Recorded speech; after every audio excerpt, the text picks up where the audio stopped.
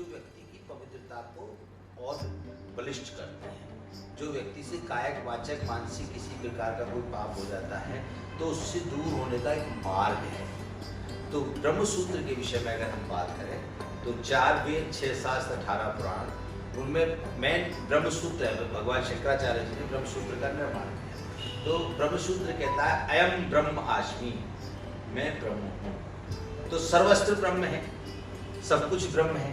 तो जब मैं ब्रह्म हूँ, सब कुछ ब्रह्म है, तो कैसे प्रमाण दें कि मैं ब्रह्म हूँ? कैसे प्रमाणित हो कि मैं ब्रह्म? भगवान शंकर आपकी नगरी में विराजमान है महाकाल में, तो कोई तो प्रमाण हो कि भगवान शंकर हैं। तो प्रमाणित करने के लिए जब ये बात आई कि कैसे प्रमाण हो कि मैं ब्रह्म हूँ, तो उसके लिए पूर्ण पवित्रता को धारण करती हुई गंगा मैया पृथ्वी पर आई, भागीरथ लेके आई। वो ये प्रमाणित करती हैं कि ब्रह्म हैं और आप भी ब्रह्म हैं। जब पवित्रता उनमें स्नान कर लेते हैं तो पूर्णता पवित्रता आ जाती है। उसमें कुंभ मेला में बहुत बड़े ऋषि मुनि महापुरुष नागा सन्यासी जो सालों साल तप करते हैं, सैकड़ों वर्षों तक तप करते रहते हैं, किसी कुंभ में निकल के आते हैं। वो सब महापुरुष जब उस समय आते हैं और उनके चरणों की रज जब गंगा जल में मिलती है तो गंगा तो पूर्ण पवित्र है, इसमें तो कोई संशय है नहीं। परंतु उस पवित्रता को और बल मिलता है संतों के स्नान करने से, और पूर्णतः उनके जल में और ताकत आती है भक्तों के पाप को दूर करने की। तो गंगा साक्षात भगवान शिव की जटाओं में विराजती है, इसलिए उसके अंदर रजोगुण, सतोगुण, तमोगुण तीनों गुणों का कोई प्रभाव नहीं है। इसलिए वो बिल्कुल शांति की तरीके से बहती रहती है, सागर तक मिल जाती है। तो गंगा की पवित्रता का वर्णन ये है कि गंगा में स्नान करने से आपके कायक वाचक मानसिक दूर होते हैं पाप। और जो नदियां हैं, जैसे यहाँ पे सिपरा में स्नान होता है और वहाँ पे त्र्यंबकेश्वर में कुशावट घाट में स्नान होता है, और वहाँ दूसरा जो बैरागी महात्मा है उनका गोमती जो है वहाँ पे उसमें स्नान होता है।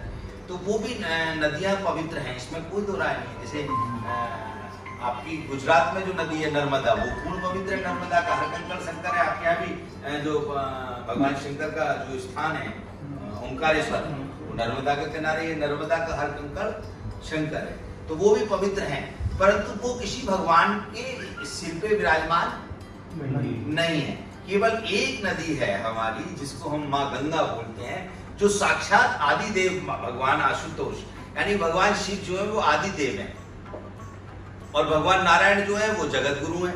वो आदि गुरु हैं और वो जगत गुरु हैं।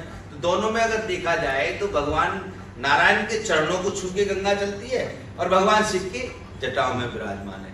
तो जो भगवान शिव की जटाओं में विराजमान है वो उसकी तप, उसकी पवित्रता, उसकी आध्यात्मिकता, पूर्णता उसके अंतःकरण में विराजमान है। इसलिए गंगा को सर्वश्रेष्ठ माना गया और पूर्ण पवित्र माना गया, गंगा मैया बोला गया। गंगा मैया बोला गया, नर्मदा मैया नहीं बोला, सिपरा मैया नहीं बोला, मगर गंगा को गंगा मैया बोला है। सिपरा को हम लोग यहाँ के लोग तो कह सकते हैं भाई सिपरा, परंतु गंगा को कहीं पे भी आप जाओगे फिर उसको गंगा मैया ही बोला है। और भगवान शंकर ने अपने आप का नाम उनसे जोड़ा है।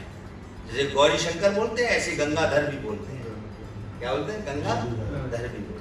इसलिए गंगा पूर्ण पवित्र है और सन्यास की तप की केंद्र है।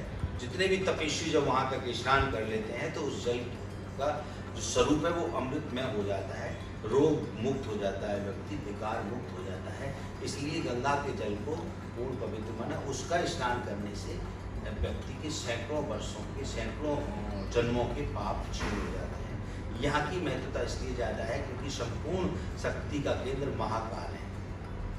संपूर्ण शक्ति का केंद्र, इनके बाद फिर कुछ नहीं है। इनके बाद कुछ नहीं है। महाकाल, फिर महाकाल, फिर महाकाल के बाद क्या है? तो इसलिए जहां महाकाल विराजमान है वहां जब कुंभ मेला लगता है तो यहाँ जैसा कुंभ मेला दूसरी जगह लगता ही नहीं है। दो ही कुंभ है, एक उज्जैन का और एक इलाहाबाद का, जो सर्वश्रेष्ठ चारों कुंभों में माने गए हैं। क्यों माने गए? क्योंकि यहाँ पे जो कुंभ लगता है वो मेला के स्वरूप में लगता है हम कुंभ मेला में आए हैं। इलाहाबाद में जो लगता है वो पूरी गंगा में लगता है, तो लगता है मेला में हम आए हैं, कुंभ मेला में। हरिद्वार में जो लगता है वो बिल्डिंगों में लगता है, क्योंकि सब महात्माओं के आश्रम है, तो वहाँ पे कुंभ मेला का ऐसा वातावरण नहीं बना। नासिक में भी बारिश बहुत होती है, कुंभ मेला लगता है, तो वहाँ पे भी उस तरीके का एटमॉस्फेयर नहीं बनता। 2 स्थान ऐसे हैं कुंभों के, प्रयागराज सर्वश्रेष्ठ और उज्जैन सर्वश्रेष्ठ। वो तीर्थों के राजा है प्रयागराज, और ये संपूर्ण वसुंधरा, संपूर्ण सृष्टि के राजा है महाकाल। बोलिए सच्चिदानंद भगवान की।